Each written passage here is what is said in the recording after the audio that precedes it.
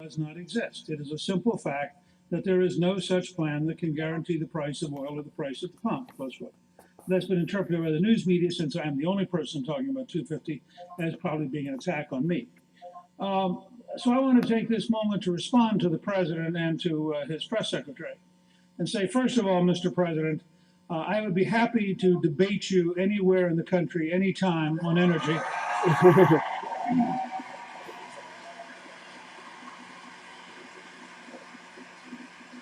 I believe your energy speeches have been so patently incoherent that they are indefensible.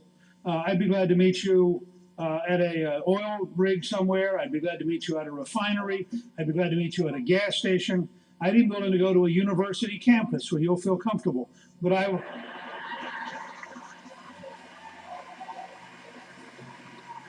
would be happy in advance to agree that you can use a teleprompter. But by pure luck, there was a column over the weekend in the Wall Street Journal entitled "Newt is Right on Gasoline," and that column actually outlined the case pretty well. But this morning, Stephen Moore had something in the Wall Street Journal that is so astounding that I want to beg your indulgence. Now, this is not a standard political speech, but I've never been a standard politician anyway. This is what Stephen Moore wrote. In 1995, the U.S. Geological Survey estimated 150 million technically recoverable barrels of oil from the Bakken Shale. That's North Dakota. In April of 2008, that number was up to about 4 billion barrels. And in 2010, geologists at Continental Resources, the major drilling operation in North Dakota, put it at 8 billion. This week, given the discovery of a lower shelf of oil, they announced 24 billion barrels of oil are in North Dakota. Current technology allows for the extraction of only about 6% of the oil trapped 1 to 2 miles beneath the Earth's surface. So as the technology advances, recoverable oil could eventually exceed 500 billion barrels. Wow. This is North Dakota. There are bigger plays under development now at Eagle Ford Shale in South Texas and at Wolfcamp Shale in West Texas. I'll give you examples. The Monterey Formation in California may contain 80 billion barrels. So let me start with something that Washington doesn't want to deal with, and particularly liberals don't want to deal with. The idea of peak energy is a stupid idea. It does not exist. It is a technologically limited model. It has been the basis of American energy policy for 40 years, and it is wrong.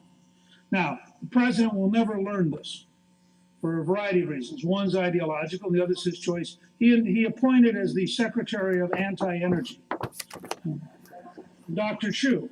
And Dr. Chu had said before he was appointed, he's an academic physicist, a research scientist. His commitment was that the United States, Americans should pay the same price of gasoline as Europeans. That's $9 or $10 a gallon. Dr. Chu was asked last week what he thought the right price was. He willing to try to lower the price of gasoline? And he said no. He is not in the business of lowering the price of gasoline. He is in the business of developing replacements for gasoline. He then explained about some breakthrough in battery research, which I suspect in 15 to 20 years' time will be useful. But most of us don't have 15 to 20 years to fill up our cars. Now, I believe, so first of all, I believe the lesson of where we are is that we should abolish the Department of Energy as a grotesque failure.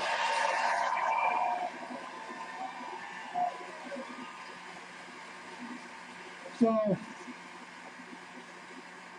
I simply want to start with the premise: no more cylinders, no more boondoggles.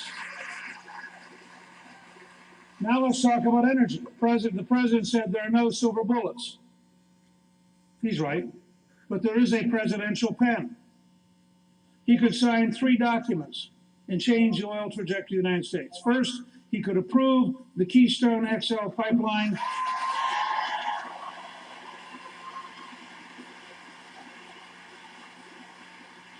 That is 700,000 barrels a day of Canadian oil coming to Houston, and it opens up and improves delivery of North Dakota oil, delivery of Kansas, Arkansas, Oklahoma, and East Texas oil, so it lowers the price of all of them. Good.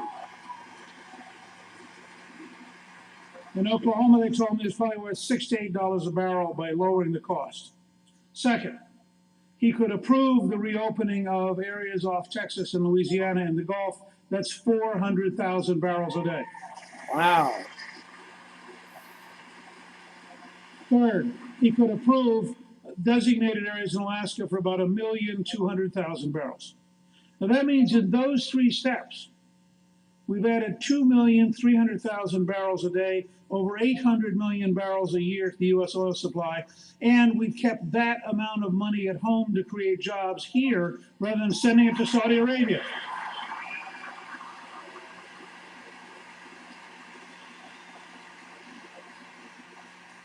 Now, the president in his speeches has emphasized that drilling is not the answer. And the president offered an answer. Does anyone here know what the answer was? All right, how many of you knew that the president's answer was algae? Raise your hand. Okay. Now, I believe in science and technology. I believe in biofuels. I think the research is terrific.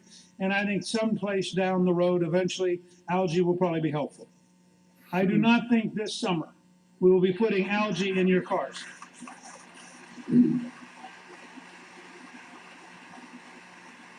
I think I am the one candidate who can win this race because I'm the one candidate who understands how to design a very big choice campaign. I worked with Reagan in 80 and 84 on it. We designed it for George H.W. Bush in 88 when he was down 19 points. He won by 6. One out of every 4 Americans switched their position between May and November. The 1994 campaign was a big choice. The 1996 campaign, even while a moderate was losing the presidency, we were getting reelected to the House for the first time since 1928. So let's take an obvious big choice.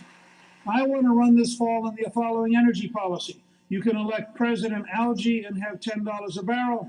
You can elect President Drilling and have $2.50 a barrel. You decide which future is better for your family.